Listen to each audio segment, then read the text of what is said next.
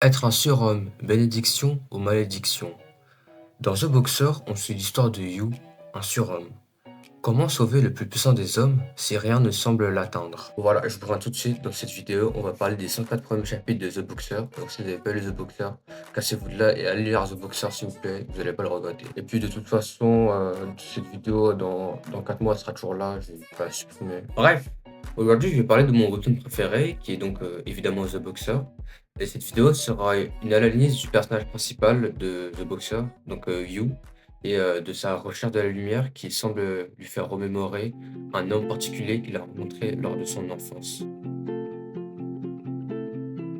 C'était une nuit calme. On n'entendait pas un criquet, pas un chien, pas même le bourdonnement de voix qui s'élève. C'était comme si le monde venait d'être créé. Hé gamin, on dirait que la vie t'a mis à rude épreuve. Je veux te dire quelque chose. Grave-le dans ton esprit. Toutes ces étoiles, elles brillent pour toi.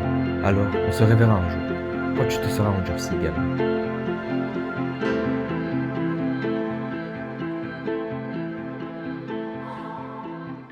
Les de peu l'histoire, on comprend très vite que Yu c'est un personnage triste et vide, donc profondément nihiliste, comme on peut le voir dans le premier chapitre et ses premières pages.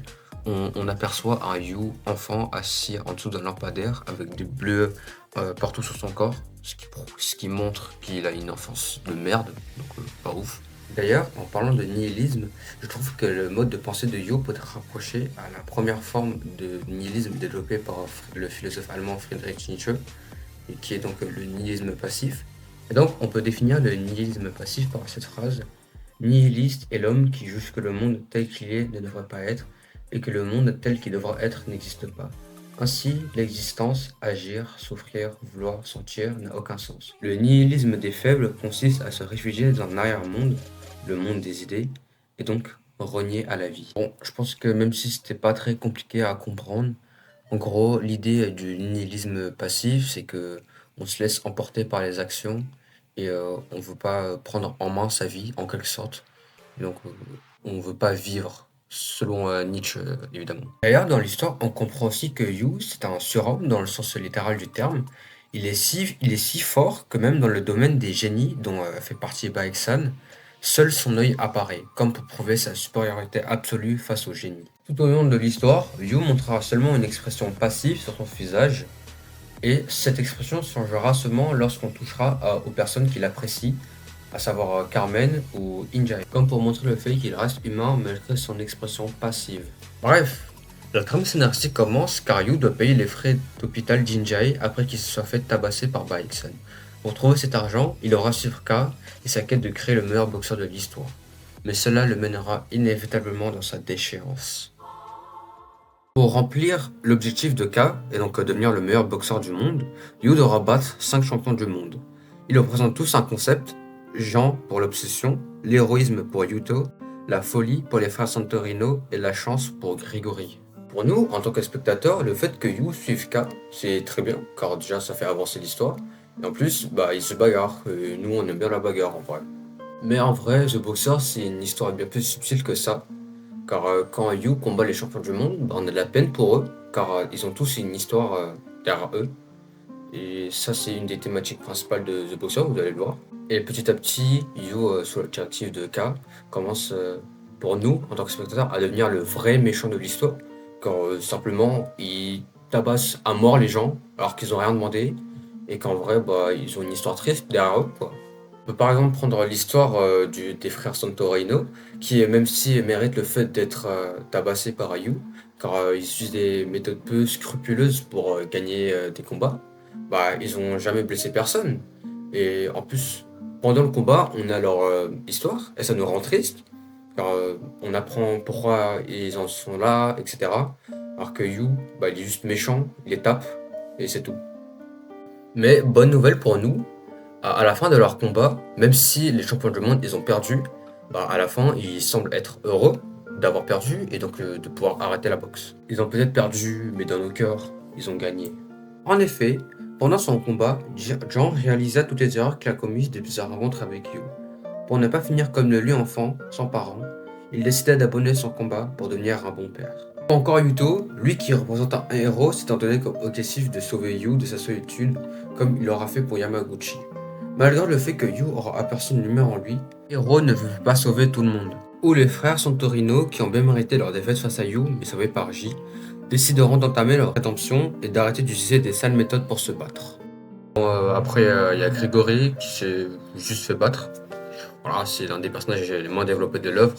Alors que les champions du monde, eux, semblent heureux après leur défaite. Yu semble triste dans sa victoire. Alors, c'est assez paradoxal, normalement quand tu gagnes t'es content. Et les seuls vrais moments où Yu semble être heureux, c'est quand il a passé des moments avec Carmen. Mais selon K, et malheureusement pour Yu, le champion du monde de boxe, et donc sa masterclass, en gros, ne doit pas avoir d'émotion. Et alors pour ça, il décida de kidnapper Carmen, de la malmener et de la menacer. Et c'est là, à ce moment-là, qu'on comprend que K manipule Yu. Et donc, pour sauver Yu, Carmen décida de solliciter l'aide de Aaron, l'avant-dernier disciple de K, ce que K avait évidemment prévu. Ce qui prouve encore que K est un personnage manipulateur et sans scrupules. Pour moi, le combat de Yu face à Aaron est le deuxième combat le plus important de The Boxer, car ce combat, premièrement, oppose Aaron et Yu. L'un s'est émancipé de K, tandis que l'autre est encore manipulé par lui. Deuxièmement, ce combat est un tournant majeur dans l'histoire, car les autres combats de Yu lui servent uniquement à monter en puissance, alors que celui-là déterminera qui de Yu et de Aaron est le plus puissant. Si Aaron gagne, alors K perdra tout intérêt de Yu, car celui-ci n'aura pas réussi à faire de Yu le meilleur boxeur au monde. Mais si Aaron gagne ce combat, alors cela fera de lui un monstre, car l'intensité de ce combat est telle que asséner le moindre coup à son adversaire le tuera sur le coup, ou du moins cela le blessera gravement. Mais finalement, Yu gagne ce combat, ce qui fait qu'Aaron plongera dans un sommeil profond et en sortira humain, alors que Yu, pleinement éveillé, est devenu le monstre que K cherchait à créer. Alors que le chat de Yu est mort, celui-ci se morfond et se remémore des souvenirs d'antan. Laissez-moi vous raconter l'histoire de l'enfant sans nom. En réalité, Yu n'est même pas le prénom de notre personnage principal, mais juste son nom de famille. Son vrai prénom, on l'ignore. Un enfant sans parents, voilà qui est Yu. Dans le premier chapitre de The Boxer, on comprend très vite que Yu vit dans la plus grande des solitudes. Dès sa première apparition, on voit que c'est un enfant qui est seul, adossé à un mur. Quand J le voit, on est de son point de vue, on veut l'aider, mais bon, disons que J le fait à sa façon. Tout au long de l'histoire, comme dans ce premier chapitre, on aura des brefs aperçus de la vie que Yu a menée avant cette rencontre, à travers quelques pages notamment. Bon, d'abord je vais mettre un disclaimer avant de continuer. Le flashback de Yu n'étant pas très cool, disons qu'il se passe des choses pas très sympathiques, genre, je sais pas, un enfant qui se fait taper, voilà quoi, tout ça. Du coup, je vous préviens avant. Du coup, là je vais juste parler des pires vices qu'un humain peut subir, alors utilisez juste votre tête, parce que je vais pas aller dans les détails, c'est pas très cool. Un sous-sol, un endroit duquel les voix ne peuvent pas sortir, et dans lequel les rayons du soleil ne peuvent pas rentrer. C'est dans cet endroit que naquit notre personnage principal. Il est né d'un père faisant partie d'un gang et d'une mère prostituée. Pourtant, tout semblait aller le mieux pour cette famille, mais il y a une chose qui rendait le cœur de cette femme vide. Cela l'a mené à se faire séquestrer et battre par son mari dans un sous-sol. Par ailleurs, Yu reçut tellement de coups de la part de son père qu'à un moment, il finit par ne plus pleurer, car habitué à cette situation. Par ailleurs, pour bien nous montrer que Yu a une vie de merde, l'auteur compare sa vie à celle de Aaron. Par exemple, Aaron, il mange des steaks, etc. et en famille, alors que Yu mange des nouilles. Et en famille, mais sur son daron et dans une cave. C'est là aussi où je trouve que Jeong Ji-hoon, donc l'auteur de The Boxer, est vraiment bon avec la disposition des planches dans son webtoon, car quand il mange, il y a genre une planche du repas et juste après il y a quand Yu mange avec Carmen, comme pour nous dire que quand il a mangé avec elle, ça lui rappelait des bons souvenirs de quand il était petit, quand il mangeait. Et c'est peut-être l'une des raisons pour lesquelles il a pleuré quand il a mangé avec elle. L'allégorie de la caverne. Une allégorie, en gros, c'est une image qu'on utilise pour parler d'un sujet difficile à décrire, en utilisant des métaphores, etc. C'est une allégorie écrite par Platon, un célèbre philosophe grec. Je pense que vous le connaissez tous. Dans cette allégorie, Platon met en scène des hommes dans une cave Ils y sont depuis leur naissance et ne voient jamais la lumière du jour directement d'eux-mêmes. Ils voient juste les ombres créées et projetées grâce à un feu juste à côté de leur caverne. Ils n'entendent quasiment rien du monde de dehors, mis à part quelques sons dont ils ne connaissent sûrement pas l'origine. Ces personnes semblent complètement différentes de nous, pourtant elles sont comme nous, des hommes. Alors, que se passe-t-il si on les libère de force de leur caverne? Bon, elles seront cruellement éblouies par la lumière du soleil, mais dans cette ville, il n'y a pas de soleil, ni d'humain sortant la personne de force de sa caverne. Juste un chat. Et seulement une ville plongée dans une nuit étoilée et éclairée par des lampadaires. Ici, l'auteur semble comparer l'endroit où vit Yu, donc la cave, à la caverne, car il y est emprisonné et il y est depuis sa naissance. Voilà, c'est tout. Bon, ici, je vais pas parler de toute la partie philosophique de cet exercice de pensée, car c'est chiant et c'est pas le thème de la vidéo.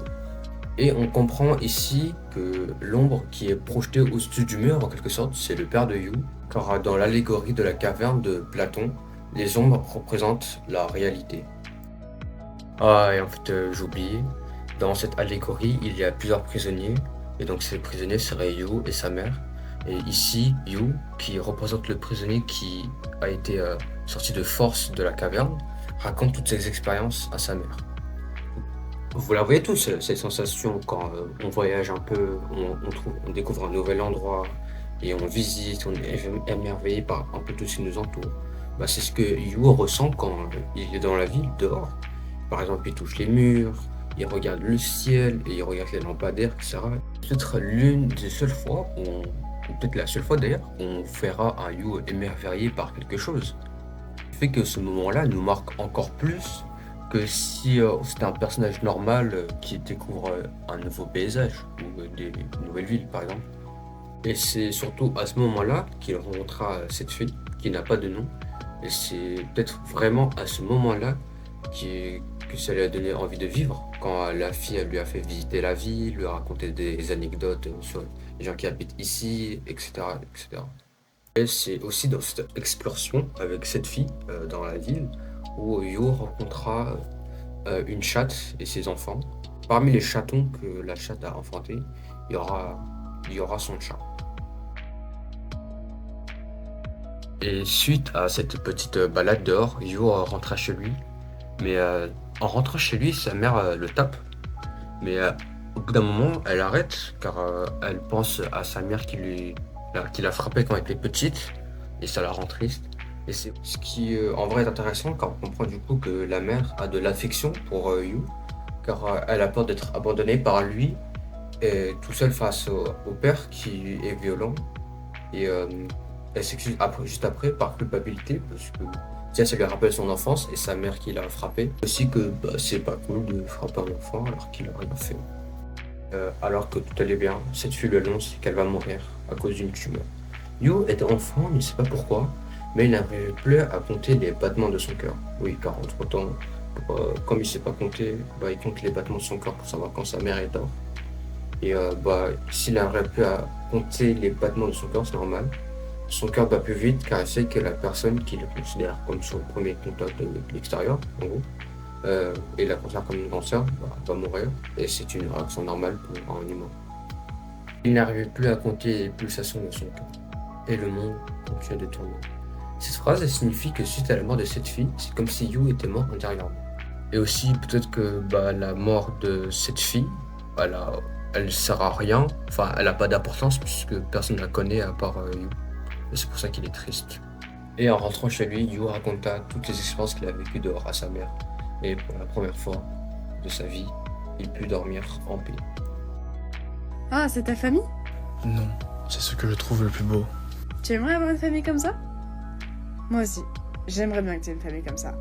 Mais je suis sûre que ça va venir. Sa mère s'est suicidée, ne supportant plus les violences de son père, et son père, en voyant la scène, frappa juste son fils, car il ne sait rien faire d'autre. Est-ce qu'on peut soigner sa peine en infligeant de la douleur aux autres? Dis-moi, papa, tu ne pourrais pas juste m'aimer? Et c'est à ce moment-là que son don apparut pour la première fois.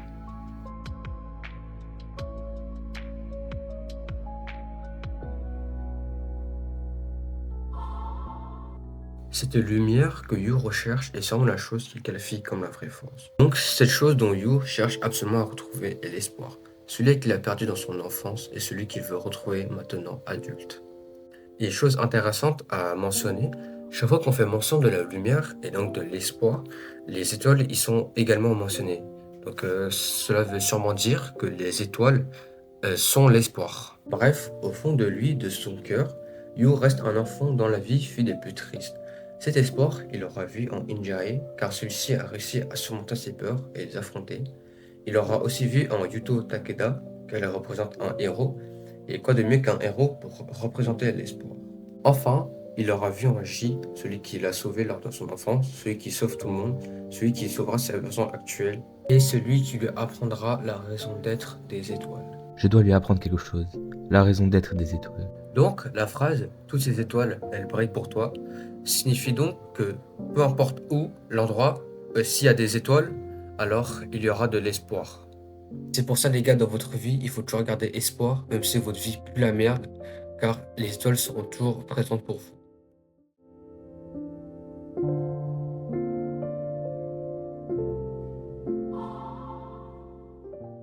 Ce combat débute juste après que le chat de Yu soit mort.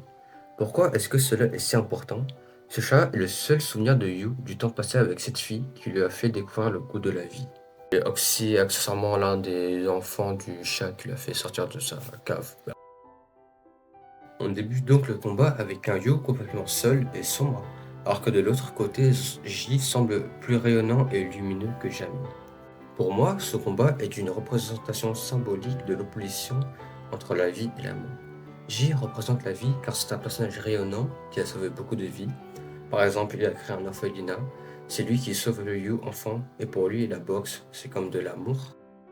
Vous ne trouvez pas que la boxe est beau? On pense à son adversaire toute la journée, et on l'affronte avec ce qui nous a pris une vie à préparer. Sur le ring, c'est une discussion entre les vies respectives des deux hommes. C'est un peu comme l'amour, non? Tandis que Yu représente la mort, car c'est un personnage rempli de solitude, et quand on est face à la mort, on se sent seul. Il est en quelque sorte vide depuis la mort de son chat, comme par exemple le serait un cadavre. Et il est aussi très cruel, comme la mort au final. Lors du dernier round de son combat face à Ji, Yu lui posa une question. Quand j'étais petit, je me souviens avoir vu une histoire à la télé, l'histoire du Dieu qui crée le monde. Bizarrement, ce Dieu est mort pour nous, parce qu'il nous aimait. S'il y avait vraiment un Dieu et qu'il m'aimait, je voudrais lui poser quelques questions. Pourquoi je suis né en enfer? Pourquoi tu m'as pas sauvé? Pourquoi ce genre de choses m'arrive? Pourquoi est-ce que tu n'interviens pas? Pourquoi tu nous regardes souffrir sans rien faire? Si tu nous aimes tellement, pourquoi le monde baigne dans la mort? Et pourquoi toute vie finit par disparaître? Réponds-moi. Donne-moi la réponse. Pourquoi je vis? Pourquoi je vais mourir? Réponds-moi. Le monde est rempli de douleurs et de tristesse. Je ne sais pas si on peut vraiment surmonter cette douleur et cette tristesse par nos propres moyens. Les gens n'éprouvent de l'amour que pour eux-mêmes. Ils se détestent les uns les autres. Le monde est rempli de crimes. On vénère l'argent et la jouissance, mais on ne ressent aucune reconnaissance et la colère nous gouverne. On se débat entre notre solitude et notre inquiétude de l'avenir. Certains souffrent d'accidents, de violences ou de maladies. Chacun lutte pour sa vie. Mais est-ce qu'il y a vraiment une chance de gagner? Non, tout ce qui nous attend, c'est la défaite. Mon cher enfant, tu te débats au cœur d'une vie remplie de douleurs. Le monde entier semble renier ton existence. Tu es fatigué de toutes ces souffrances qui te tombent dessus. Alors tu t'es effondré? Laisse-moi t'annoncer une bonne nouvelle. Au final, ce n'est pas ça vivre, souffrir, grandir, sourire, faire le deuil, etc. Et, même si dans la vie, il y a des hauts et des bas, cela n'est que temporaire. À un moment donné, forcément, on trouvera le bonheur. Que ce soit grâce à un père, une mère, une conjointe, un ami ou un frère. Même si vous pensez qu'il n'y a personne qui vous donne du bonheur, c'est à ce moment-là que les étoiles brilleront le plus. Parfois, je me demande si la vie ne serait pas un cadeau. J'ai beaucoup souffert et j'ai perdu des amis très chers. Mais je me demande si le fait d'avoir rencontré tes parents et de t'avoir toi ne serait pas mon plus beau cadeau. Alors, est-ce qu'on n'aurait pas de reconnaissance de ce cadeau qu'est la vie? Officiellement, c'est Yu qui a gagné le combat, mais dans notre cœur, c'est Ji qui a gagné ce combat. Et pour la première fois depuis sa naissance, l'enfant a eu la sensation de ne plus être seul. Bref, je pense que maintenant vous avez compris que j'aime bien The Boxer. Pour moi, The Boxer est une œuvre vectrice d'un message qui, moi, personnellement, me parle beaucoup. Soyez cette lumière pour cette personne. En gros, rendez cette personne heureuse si elle est triste. Deux choses dont je voulais en parler, mais bon, j'ai pas pu parce que c'est pas dans le thème de la vidéo, ou alors ça ferait comme une digression, comme par exemple tout ce qui entoure l'aura de J, qui est quelque peu divine, et peut-être aussi le rapport au christianisme, et Yuto Takeda, qui est mon boxeur préféré, si on compte pas Yu et J. Et j'aurais aussi préféré développer le cas de Injae, parce que c'est un beau personnage, je l'aime bien aussi, mais bon, ça correspond pas. Ou alors de comment l'auteur nous fait comprendre des choses à travers ses dessins, et qui sait, peut-être pour une prochaine vidéo, même si je suis pas la personne la plus active du monde. Au final, toi et moi, on ne serait pas un peu comme You? Et le monde est toujours rempli de souffrances, et la mort fait partie intégrante de la vie. Combien d'êtres vivants, un nombre inimaginable de vies, se sont affrontés désespérément sur un ring? Combien de larmes ont été versées? Ça va, gamin? On dirait que la vie t'a mise à rude épreuve. Je vais te dire quelque chose. Toutes ces étoiles, elles brillent pour toi. Oui, c'est vrai. Les étoiles brillent pour toi.